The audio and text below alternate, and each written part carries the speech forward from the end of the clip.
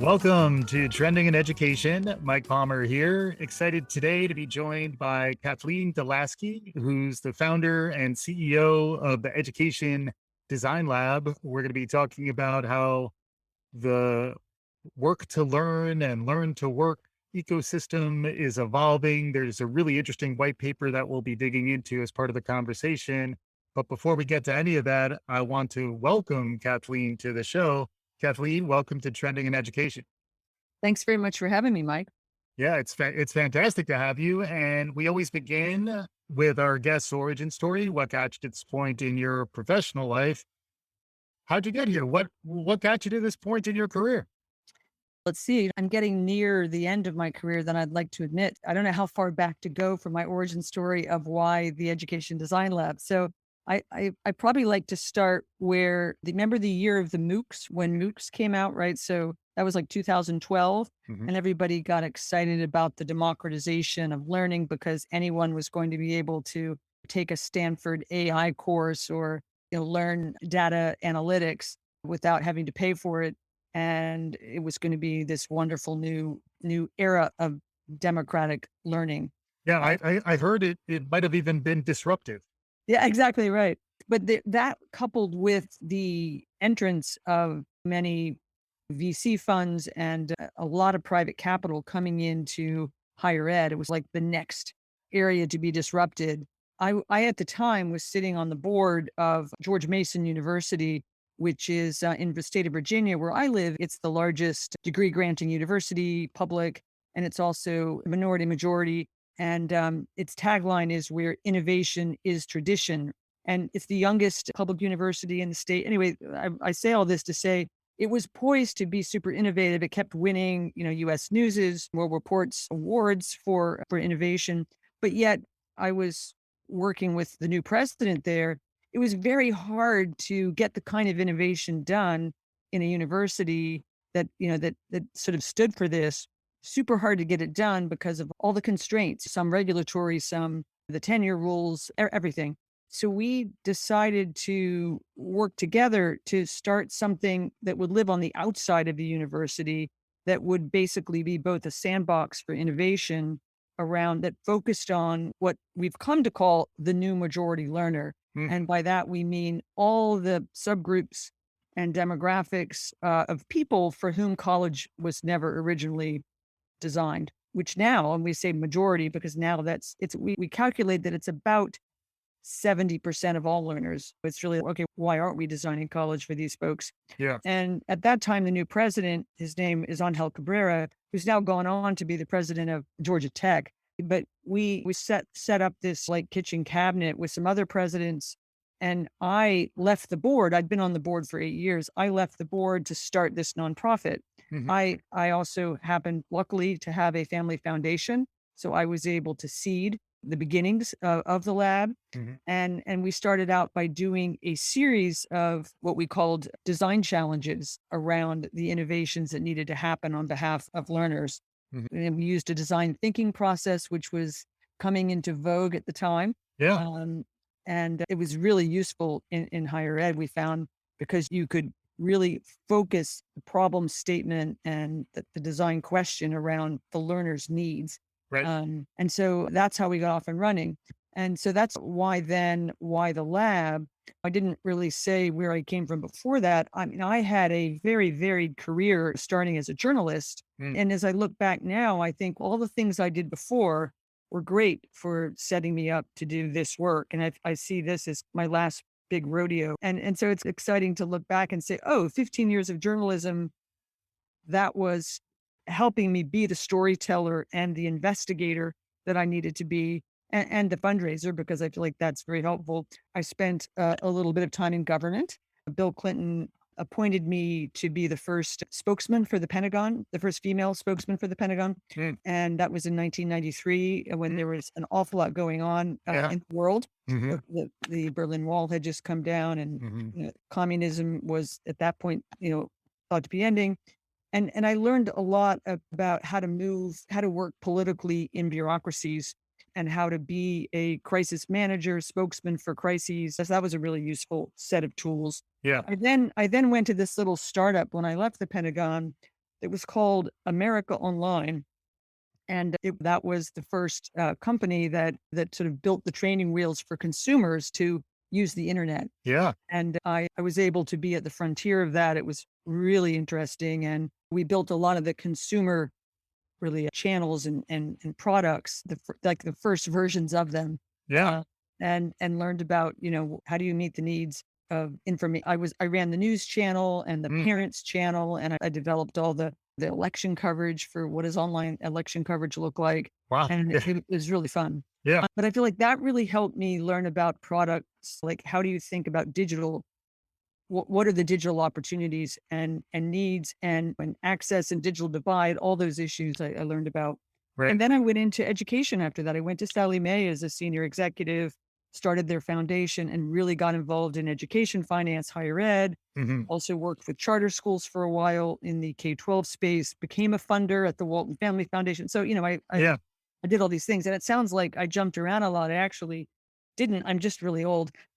And so I feel like all those things prepared me to start and run this education design lab, which was trying to almost create a new type of nonprofit intermediary that could really think about how do you begin. What's happening is the disintermediation of learning. This is we're talking about after high school, right? So Yep.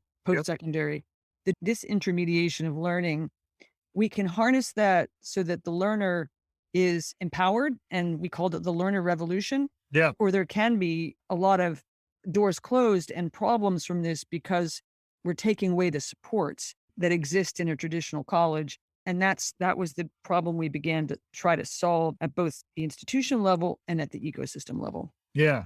Yeah. Fascinating stuff. And we could get into a lot of what you brought up there. The area that I think we wanted to really zero in on is the skills based thinking. Mhm. And this white paper that you just put out is about skills visibility, why and how a skills based economy can be more equitable. Those are themes that have been huge, particularly in the last couple years. And I've had a lot of folks talk to me about going skills based. There's been more talk lately about technology solutions that allow us to get away from these monolithic credentials and get into more micro credentials that perhaps can build up, but also may not build up to a degree. It seems like a real radical transformation from the traditional credit hour and the traditional credentialing system that we have in 2 year and 4 year colleges. Now that you're sitting a little bit outside, you're working on this stuff. Can you just characterize where we are and maybe describe a little bit of the problem space that the design lab is working in? Yes, absolutely. Some of us are in what we might call the hype bubble, and we think it's all here. And then you go somewhere else and you talk about it, and people say, well, what do you mean by the skills based economy? Like, what are you talking about?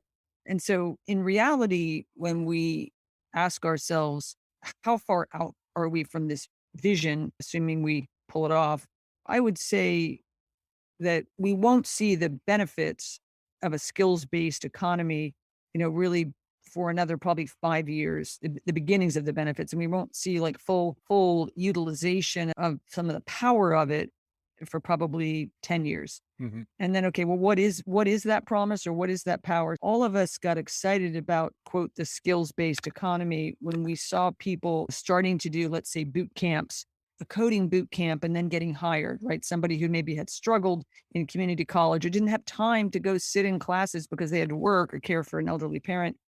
We're seeing them go to a boot camp, get a job, and then they're making, like 70,000 a year or something. Yeah. That's when people got started. Okay, wait, maybe we can, how do we bottle this and offer this to everyone? And how do we get it beyond coding and get it Yeah. into healthcare or advanced manufacturing?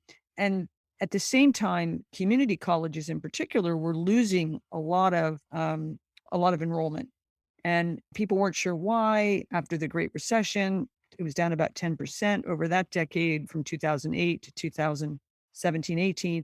And then with the pandemic, enrollment in community colleges has dropped another 10% on top of that. Mm. And so now we're at, 20% in many places, and sometimes some places more, and particularly for communities of color, communities of economically less well off folks. And so people are asking, okay, are they going to boot camps? Or are they just are they hacking the system Hmm. because we're not designing community college, which is so much cheaper to work for them?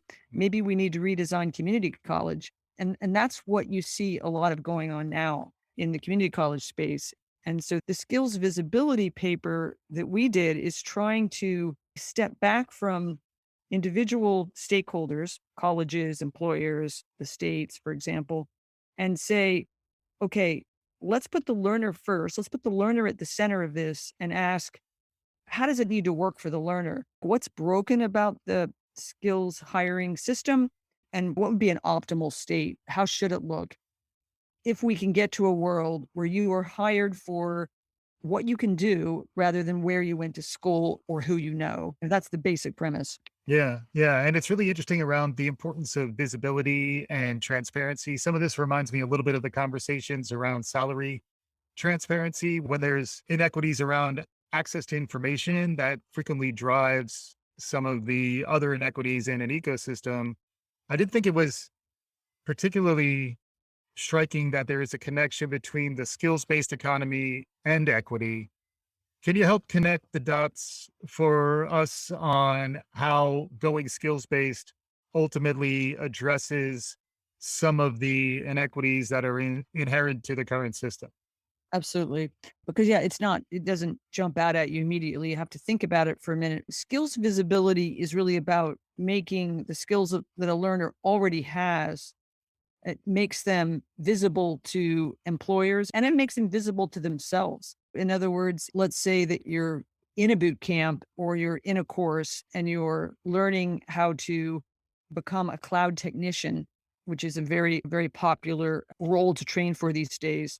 Let's say in the past, you get to a engineering degree after 2 years, but you can't actually speak to the skills that you are earning along the way. You can't name them on your resume so that they can be seen by a possible employer who might be, putting in search to look for, I need somebody who can do this, demonstrating this particular sub skill. Mhm. So now we're basically creating a currency around skills as we move to a world where everyone is going to be, or, most people for larger companies, your first entry point will be a nameless, faceless search algorithm that's looking for these particular skills. And that's how you'll be identified and judged, and whether you get into the interview pile for a job or not. So, if we don't help people translate their resumes to skills based, they're going to be left behind. Mhm. And if we do help them, the other thing it really helps with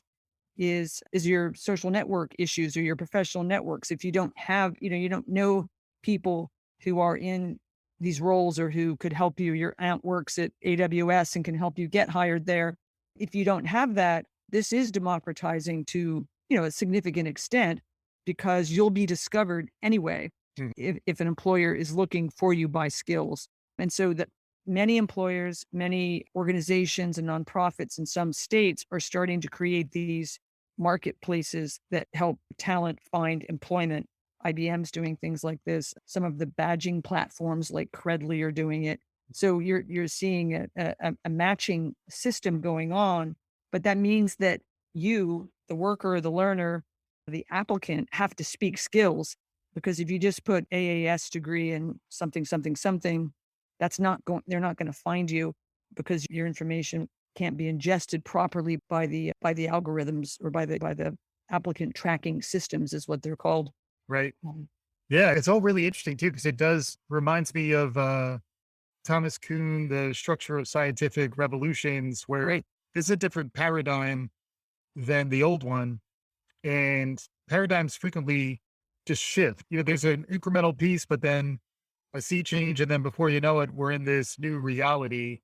I would like to get some of your perspective on how the change is already happening. I like to quote William Gibson: "The future is here now. It's just not very evenly distributed." Mhm. It sounds like in some ways these community colleges are actually the drivers of innovation and drivers of some of the experimentation and reimagining of the model. I did like in this white paper, you're writing up some of these examples with some detail. Can you share with us an example or two just to describe how innovation is being driven by some of these real life examples in our education system today? Sure. A great example. So we're working with 22 community colleges around the country that they're really working to reimagine the role of the community college in their regions, right? Moving away from, okay, we have the course catalog and you can take what you want. And it's more like a mini college, mini university program. And you might go on to university or you might get an AA associate's degree. Yeah. And so that model won't go. We hope that model doesn't go away. It's definitely eroding. We support that model, and so do the colleges we're working with, but it's not going to sustain them because many people are turning away from that model and many learners. And the reason we think is that they want faster, more, definite tracks to specific roles and careers that they can see. They want that visibility to see, okay, if I take that 10-week course, what job can I get? And then, oh, and after, okay, while I'm in that job, what other course could I take part time to get to that a salary increase? And we have examples like on our website we could send people to that show they're called micro pathways and they're stackable to a degree, but you don't have to get the degree. So people want that flexibility. That's becoming really clear, particularly after COVID, Mhm. where people want roles that they can jump to adjacent roles.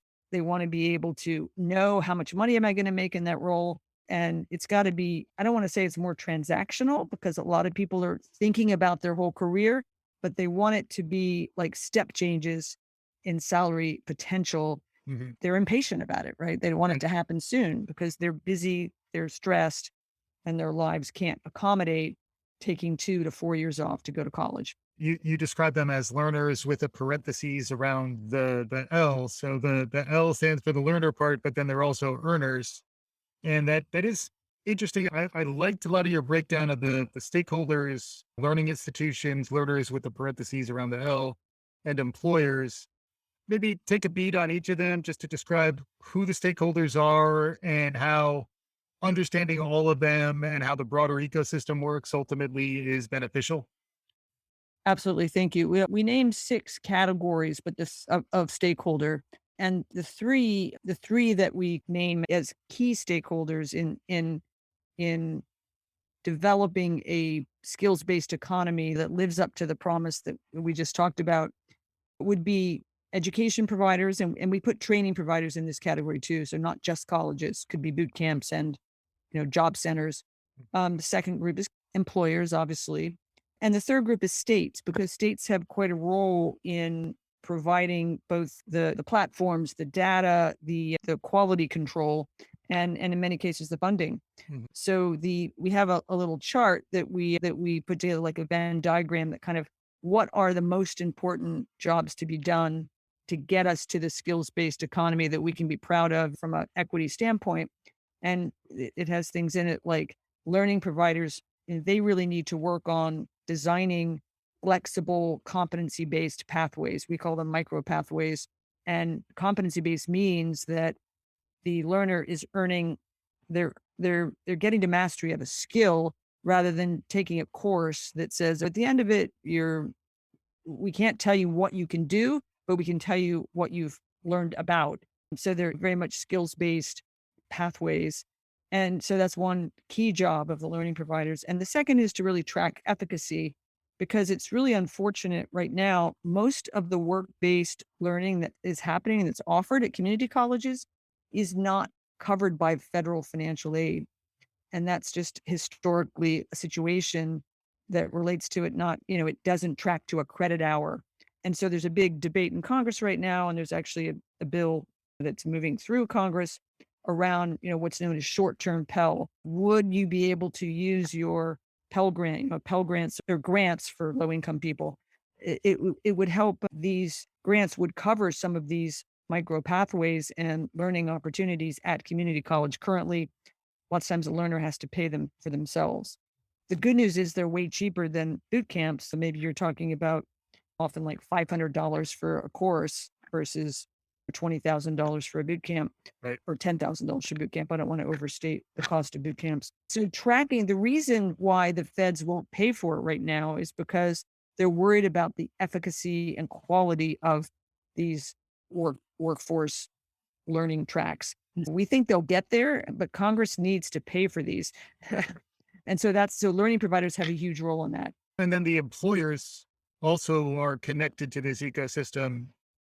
Ultimately, the employer needs to buy in. And in some ways, the employers traditionally have been bought into the traditional model of higher education using the bachelor's degree, but this will require a shift to maybe move away from that credential and start thinking differently about how they make hiring decisions based on the skills. Yeah, there's a lot of work for employers to do. And the Society for Human Resource Managers, it's called SHRM, Mm. just put out a study saying that 70% of employers want to move to this model. Yeah, But the thing standing in the way, probably, I don't know what the percent that would say they have moved to it. Hardly any would say they fully moved to it. right, But the thing standing in the way is really they're helping their HR managers translate job descriptions to skills, to right, skills based. And then also that there's technical issues around in the way that their applicant tracking systems work. So right. those are the two reasons cited by companies. But the good news is they want to do it. So for employers, we see some really interesting initiatives that you've probably heard about where employers are trying to remove their degree requirements. Mm. That's the first step.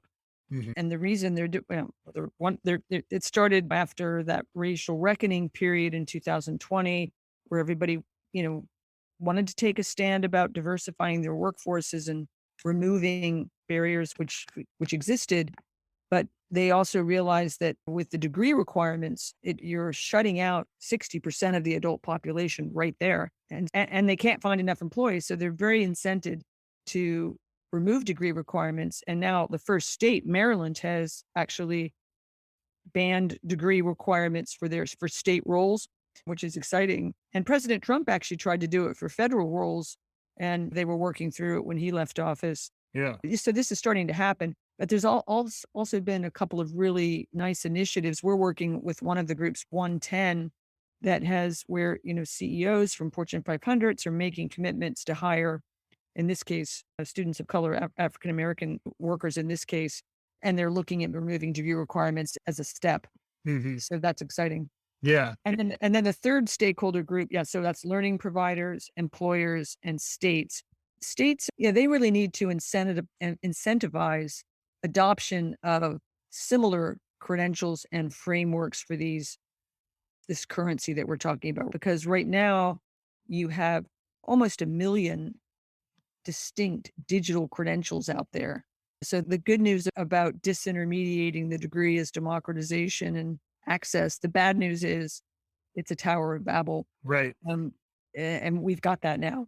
And so states have a role in this to incentivize adoption of common open frameworks. And then the other piece they have a really strong role in is enabling. Are you familiar with learner wallets? Have you heard about those? Yep. Yeah. So those we talk about them in the paper. Learner wallets is the concept that you would be able to have your own personal wallet of your skills and manifestations and verifications of all the skills that you have that you could, create your own digital identity with and display however you want. Mhm. And it would, be your GED from high school or things you did, things you did in high school, Yeah, work expressions of your work. yeah. I want some high res images of some of my finger painting from my early years. Looking ahead, Mhm. it sounded like you were saying maybe within the next 10 years, we start to see broader adoption. Can you start connecting where we are today and how you think stuff might unfold? The futurists I talk to say it's good to explore different scenarios for how things might play forward. How might things manifest in terms of a shift to more of a skills based micro credentialing, the ecosystem that you're describing? How do we get from here to there? Yeah, that's a great question. We sometimes play a design game called, good future, bad future, Mhm. where we create scenarios in what we'd like to see, and then we create scenarios about what might go wrong. And we did a bit of that in this paper. We have a section called "If We Do It Right," and we have a section called "If We Don't Do It Right."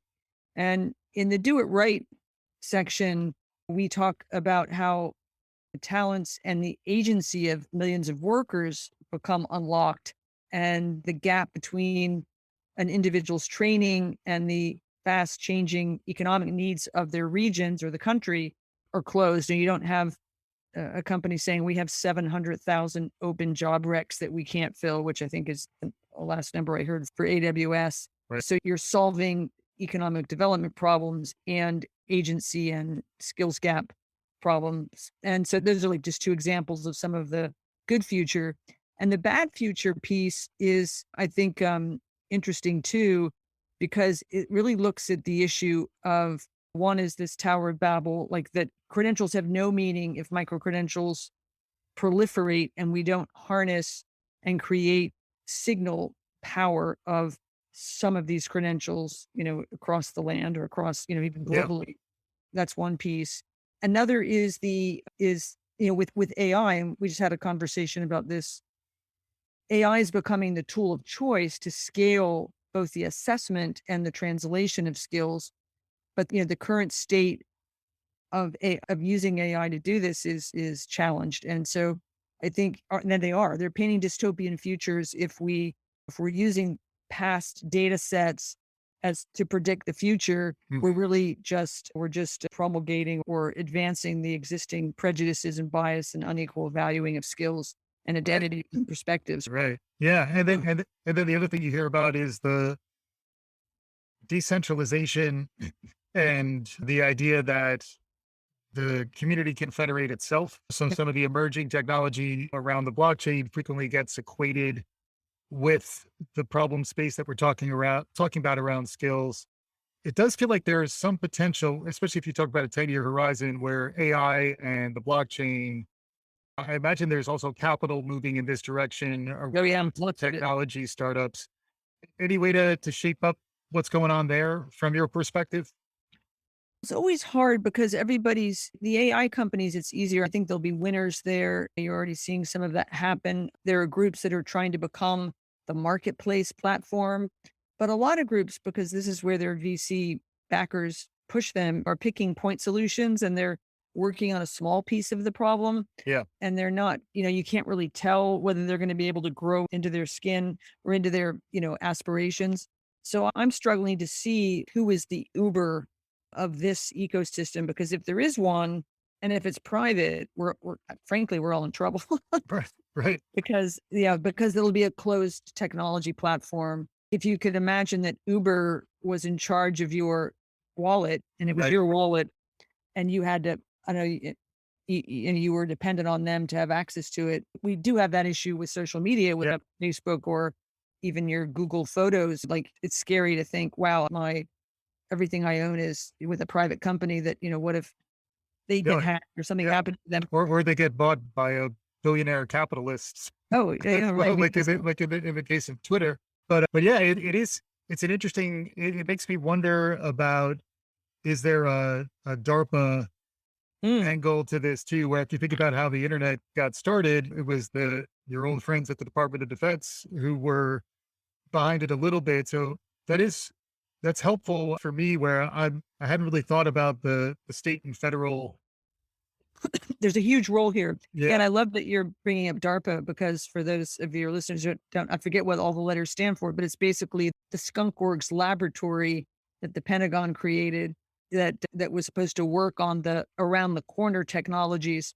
And we try to, use that analogy all the time without as humbly as possible, because obviously we're not that kind of a lab, because we're funded mostly by private foundations. But it is interesting to think through whether I had a Kumar Garg on a while back, and he was talking about how it's almost an accident of history that we don't think about funding education R&D to the level that we fund, say, defense R&D. Maybe that's a rosier picture for the future, is that maybe we can start to free up some of those dollars, but there's only so many dollars to go around. Fascinating stuff. I'm learning as we go. This is why we have these conversations. Hopefully our listeners are enjoying it as much as we are. We're getting closer to conclusion. If folks needed to understand more, where should they go? And maybe after that, we could get some closing thoughts from you. But if folks want to learn more, we'll include the links to the white paper. But there's like a website or anywhere that you could recommend. Yeah, I think our website would be the best place to go if you want to learn about, for instance, we have 30 of the micro pathways on the website that the colleges in our fund, we call it the Community College Growth Engine Fund. We have 30 micro pathways that they've created. And that's a great way just to see how the micro pathway concept works. Mhm. So that's eddesignlab.org, all one word, obviously. And then the paper's there as well. Yeah, we covered a lot. The papers really, thank you for your service, both you generally and then your organization. It was really eye opening for me to read through. It was a manageable exercise too. Like it was maybe 30 or so slides and they're visually appealing. A cup of coffee, you can power through it and get some real insight. If we're trying to bring this to conclusion for folks, any closing remarks, closing comments as we're wrapping up here? I'm just struck every day by how fast this is moving, and I think COVID is partly responsible for the, I would say, sped up innovation appetite of all the players we've just mentioned. And that's really exciting because what's also sped up, I think, is the recognition that, and because of the talent shortage, that we shouldn't leave anyone behind. We should start to think about people for the skills they have rather than the degrees we'd like them to aspire to. Mhm. And that's really, I think, both empowering and liberating. And so there's a huge amount of excitement. And a lot of my friends that were working with me in the K-12 side are like now coming over to this to work on these, what we're calling the school to work or workforce, because they see it as like the frontier that's the most open minded and a lot of capital is flowing in and there's less regulation than there is in K-12. It's just a more interesting, I don't want to say disruptible. It is disruptible, but there's also a lot of people in it right now who are in it for the equity fight. So it's been really fun. Yeah, that's exciting. That's so we're ending on a positive note. There are Yeah. challenges in K-12 and more power to the people who are trying to solve those. But if you think Yeah. about the lifelong learning opportunities, the fact that all of us are going to need to continue to brush up on our skills, whether we're formally being educated or not, there's a lot of new awakenings that have happened that do seem to be moving stuff faster towards some of these outcomes. And hopefully there's some positive scenarios for the future of going skills based and still leaning on institutions, particularly community colleges and institutions like the Ed Design Lab. Wonderful stuff. Kathleen DeLaski, the founder and CEO of the Education Design Lab. Thanks so much for joining us on today's show. Thank you, Mike. Thanks for having me. It was a lot of fun. Awesome. And hopefully our listeners enjoyed what you were hearing. Check out the show page. We'll include links to the white paper and the stuff we were discussing here today. If you like what you're hearing, please write us a review. Let your friends know. Do all the good things. We'll be back again soon. This is Trending in Education.